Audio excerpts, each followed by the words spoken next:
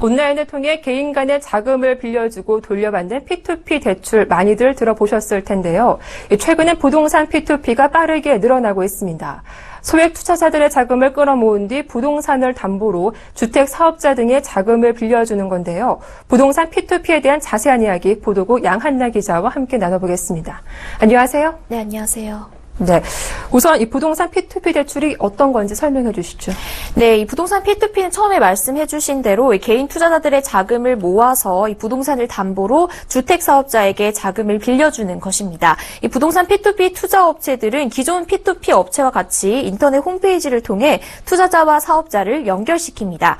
예비 차입자가 내놓은 부동산 담보 가치와 건축물 신축 분양 사업 계획의 수익성 등을 평가해서 예상 투자 수익률을 산정한 뒤 투자자를 모집하는 방식인데요. P2P 업체들은 돈을 빌려가는 부동산 사업자와 투자자로부터 각각 서비스 이용료를 받아서 수익을 내게 됩니다. 부동산 사업자에게는 대출금의 연 1에서 3%대, 투자자에게는 투자금의 연 1%대를 받는 것입니다. 네, 최근 금융시장에서 부동산 P2P가 인기를 끄는 이유는 무엇인가요? 네, 은행 금리가 1%대를 맴돌면서 마땅한 투자처를 찾지 못하는 요즘 이 부동산 P2P에 투자자들이 몰리는 모습인데요. 인기 요인은 무엇보다 수익률이겠죠. 업체별로 투자자들에게 제시하는 기대 투자 수익률은 연 8에서 15%대 수준입니다. 더욱이 부동산 P2P는 담보대출이기 때문에 신용대출에 비해 원금 손실의 가능성이 적다는 점도 투자자들에게 매력적인 요소입니다. 특히 40에서 60대까지 이용자 비율이 44%에 달하면서 중장년층에게 인기를 끄는 모습입니다. 연령별 평균 투자액을 보면 60대는 1291만 원, 50대는 1011만 원, 40대는 637만 원 순으로 투자의 규모도 300만 원에서 500만 원대를 보이는 20, 30대보다 높게 나오고 있습니다. 네, 그렇다면 부동산 P2P 업체들의 성장도 좀 눈에 띌 것 같은데 네, 어떻습니까? 네, 맞습니다. 현재 국내 주요 부동산 P2P 업체들은 테라펀딩, 투게더, 루프펀딩, 펀딩 플랫폼 등이 있는데요. 이 업체 6곳의 누적 대출액이 403억 8,890만 원에 달하고 있습니다. 업체별로는 테라펀딩이 195억 원, 투게더가 105억 5,700만 원, 루프펀딩이 70억 5천만 원 순입니다. 작년 말 부동산 P2P 투자가 처음 도입되고 1년 6개월 만에 시장 규모가 400억 원대를 넘어선 것입니다.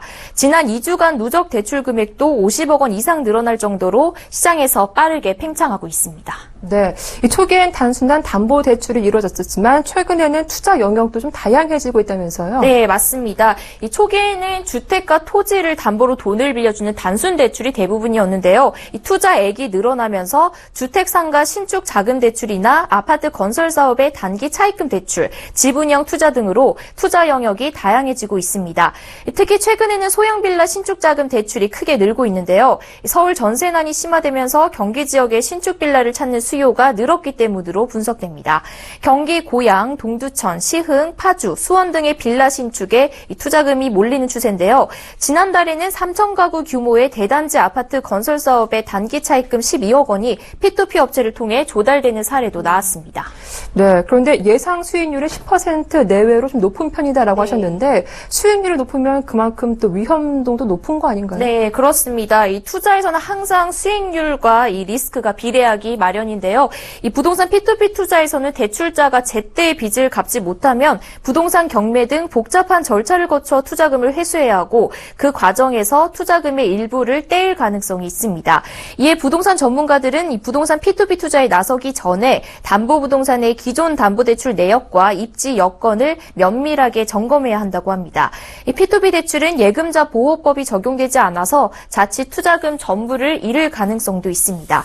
이 돈을 빌려간 사업자가 빚을 갚지 못하면 P2P 업체나 업무를 위임받은 부동산 신탁회사가 건물을 대신 분양 임대하거나 경매 처분을 통해서 투자금 회수에 나서고요. 해당 부동산이 P2P 업체에서 대출받기 이전부터 다른 곳에서 이미 대출을 받은 상황이라면 후순위 채권자로 분류돼 투자 원금을 못 받을 수도 있습니다. 참고로 P2P 업체들은 현행법상 대부업체로 분류돼서 이 투자자의 투자 수익에 대해서도 이자 소득세보다 더 높은 27.5%의 비영업대금 소득세가 적용됩니다. 네, 오늘 부동산 P2P 대출에 대해서 보도국 양한나 기자와 알아봤습니다. 고맙습니다. 네, 감사합니다.